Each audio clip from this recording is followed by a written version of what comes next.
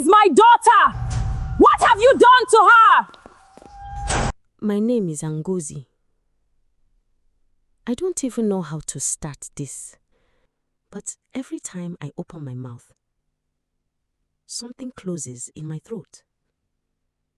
So today I am just going to say it. All of it. From the beginning. I am a widow. I have 3 daughters. Ada, Amarachi, and Chioma. And for 3 years, I did not hear the voice of my second child, the child my own sister took away.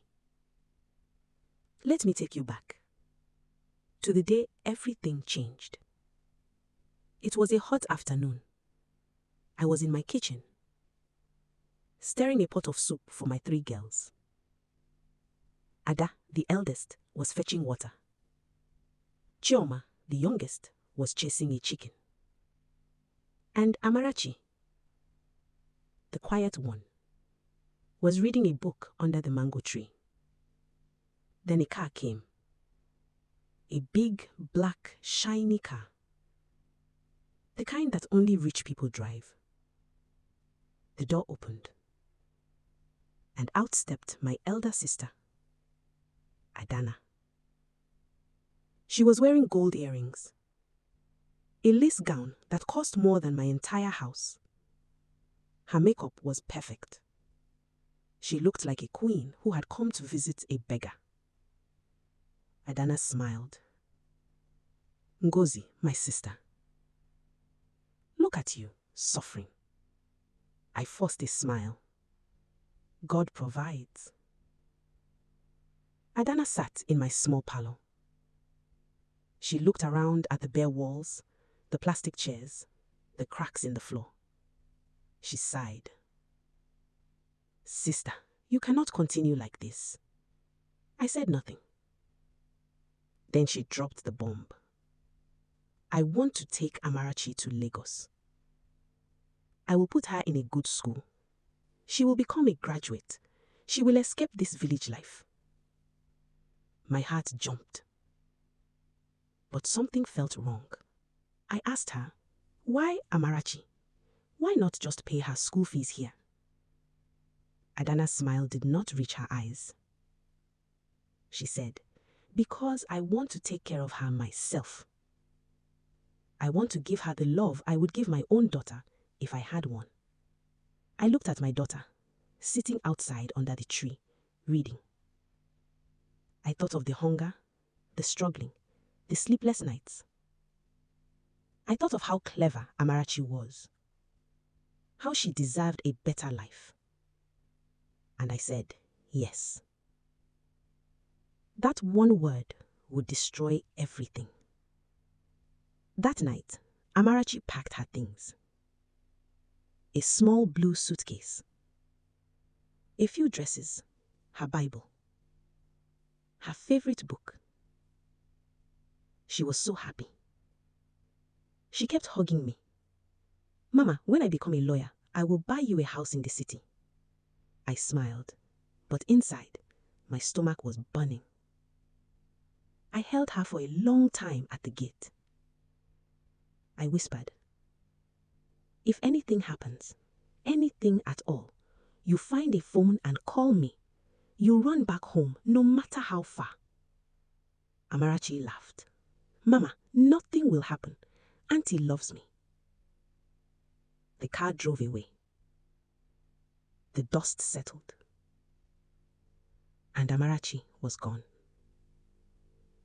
I stood at the gate until the sun went down. I did not know that would be the last time I would see her smile for 3 years. For the first few months, Amarachi sent me text messages. Mama, the school is good. Auntie bought me new clothes. I am learning well. I would read them over and over. I would show them to Ada and Chioma. See, your sister is doing well. I would reply, eat well, pray, don't forget God. Then the messages stopped. 1 week passed, no message. 1 month, nothing. 6 months. I sent texts. Amarachi, are you okay? No reply. Please answer me. Nothing. I called Adanna's number. It rang and rang. No answer. I called her husband, Chidi. Switched off. I asked neighbors with phones to try. Same result. Ada, my first daughter, said, Mama, something is wrong. We must go to Lagos. But I had no money, no transport fare, nothing. So I waited and waited. Every night I would dream of Amarachi. In my dreams, she was crying. She was calling out, Mama, come and get me. Please, come. I would wake up screaming. Ada would run to me. Chioma would cry because I was crying. I would sit on my bed, holding my phone, staring at her last message. Mama, I am fine. Don't worry. I would whisper to the dark room, Where are you, my daughter? What have they done to you? 3 years passed. I started asking everyone I knew who had been to Lagos, anyone whom I know, anyone who knew Adanna. For months, nothing. Then, one evening, my phone rang, a number I didn't recognize. I almost didn't pick it, but something made me pick it. Mama Ngozi? It was Ifeanyi, a young man from our village. He had been in Lagos for almost a year looking for work. His voice was low and careful, like someone speaking so they won't be heard. Mama Ngozi, I saw your sister, Adanna. I saw her at a market today. I recognized her from when she used to visit the village. I followed her from a distance. I know which estate she lives in. I know the street. I borrowed money from 3 different neighbors that night. I didn't sleep. I sat up and talked to God until it was time to go. I took the first bus to Lagos before sunrise. Ifeanyi met me at the bus park. When I saw his face, I could see he was carrying something he wasn't sure how to say. I said, Ifeanyi, just take me there. I need to see my daughter. He nodded. We took a keke to the estate. We arrived at the gate, a big compound, white walls, high metal gate. I walked up and knocked. A small peephole opened. A maid's eye looked out. I am here to see my sister, Adanna, I said. The maid disappeared inside. Minutes passed. Then she returned. Her voice was cold. Madame says you are not welcome here. Go back to your village. My hands began to shake. I banged on the gate with my face. Adanna, open this gate. I know my daughter is inside. Adanna, please, I am begging you. Silence. I kicked the gate. I rattled the bars. Nothing. Ifeanyi pulled me away. Mama Ngozi, this is not working. Let me go to the police. I was crying, sobbing. Please, Ifeanyi, hurry. Ifeanyi ran to the nearest police station. He told them everything, how Adanna took my child, how she was locked away, how I had not seen her for 3 years. The police officer listened. His face was hard. Let's go. 4 policemen came with us. They knocked on the gate. Open in the name of the law. There was silence. Then footsteps. The gate clicked open. Adanna and Chidi stood there. They were pale, shaking. They knew. Adanna tried to smile. Ngozi, please let me explain. I pushed past her. Where is my daughter? The police followed me inside. We searched the house, room by room. Then I pushed open a small door at the back. The windows were covered with iron bars. No fan, no light. The air was thick and hot and smelled of urine and sweat. And there, lying on a bare mattress on the floor, was Amarachi. She was 16 years old, but she looked like an old woman. Her eyes were sunken, her cheeks hollow, her arms were thin as sticks, Her skin was pale and dry, and her belly was huge. She was pregnant. I fell to my knees. I reached out and touched her face. Her eyes fluttered open. She looked at me. For a long time, she didn't speak. Then she whispered, "Mama, you came." I pulled her into my arms. I could feel every bone in her back. I could feel the baby kicking inside. "Amarachi, my daughter, what have they done to you?" Amarachi started to cry, silent tears rolling down her cheeks. She told me everything. There was no school. There never was. From the first day they locked her in that room, they told her that if she tried to escape, they would kill me and her sisters back in the village. Every night, Chidi, her uncle, would come. He would turn off the light. He would force himself on her. She would cry. She would beg. He did not care. The first time I was 13, Mama, I didn't even understand what was happening. Then she told me about the pregnancies. The first one, I lost it at 3 months. I was bleeding and they didn't take me to the hospital. Auntie said I was lying. The second one, I lost it at 5 months. I was in pain for weeks. The third one, I was bleeding for so long I thought I was going to die. They still didn't take me. She looked down at her belly. This is the fourth one, Mama. The doctor at the clinic said my body may not survive this time. I am too young, too weak. I held her tighter. I could not speak. The tears would not stop. I stood up. I walked out of that room. My legs were shaking, but my heart was burning. I found Adanna standing in the living room, crying.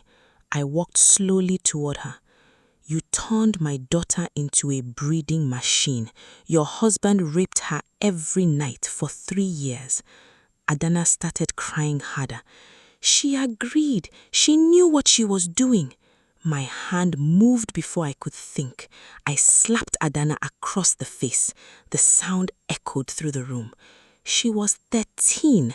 13. You took her when she was 13. She did not agree to anything. Adanna fell to the floor, holding her cheek. The police officers came in. They handcuffed her. They found Chidi hiding in the backyard. They handcuffed him too. As they were being led away, Adanna looked back at me. She said, "You will never forgive me, will you?"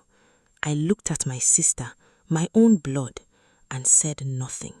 I turned and walked back to my daughter. We took Amarachi to a hospital in Lagos. The doctors examined her for hours. Finally, a female doctor came out to speak with me. She said, "Your daughter is severely malnourished. Her bones are weak. Her organs have been stressed from repeated pregnancies at such a young age." I nodded. I did not cry. I had no tears left. I asked, "And this baby, the one she is carrying now?" The doctor looked down. "We will try to save it, but her body is very weak." 3 days later, Amarachi went into labor. She was too weak to push.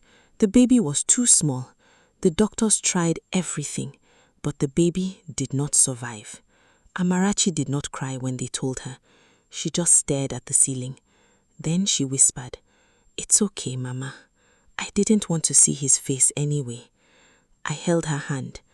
We sat in silence for a long time. A week later, the doctor said Amarachi was strong enough to travel. I packed our things, one small bag, just like the one Amarachi had taken 3 years before. We took a night bus back to the village. Amarachi slept with her head on my shoulder. She did not wake up once. When we arrived, Ada and Chioma were waiting at the motor park. They saw the bus. They saw their sister get down. Ada ran first, then Chioma. The 3 sisters held each other and wept. I stood behind them, watching. I did not cry. I just smiled a small, tired smile. That night, all 4 of us slept in the same room, the same bed, the same small room with the cracked walls. We held each other until morning. When the sun rose, Amarachi opened her eyes. She looked at me. She said, "Mama, I want to go back to school." I smiled. Then you will go back, my daughter. I will sell everything I have. You will go back. Amarachi nodded. She did not smile, but something in her eyes had changed. She was not broken. She was just tired and ready to start again. Adanna and Chidi are in prison today, waiting for their trial. I do not know how long they will stay. I do not care. They stole 3 years from my daughter. They stole her innocence. They stole her childhood. No prison time can give those back. But Amarachi is alive, and she is home. Now, let me speak to you. Whoever you are, wherever you are, maybe you are going through something right now that feels like it will never end. Maybe someone you trusted betrayed you. Maybe you have been hurt, used, forgotten. Maybe you feel like giving up. I want you to look at my daughter. She was 13 when they took her. She was locked in a room for 3 years. She lost 4 babies. She almost lost her life. And today, she wants to go back to school. She wants to become a lawyer. She did not let what happened to her destroy who she is. So I am telling you, do not give up. Do not let the people who hurt you win. Do not let the pain close your heart. You can still rise. You can still dream. You can still become everything they said you could never be. My name is Ngozi. I am a widow. I am a mother. And I am here to tell you, no matter how dark the night, Morning always comes. Protect your children. Protect your peace. And never stop fighting. Thank you for listening to my story. If it touched you, share it. Someone out there needs to hear that they are not alone. God bless you. If you enjoyed this story, please like, share, and follow for more African tales.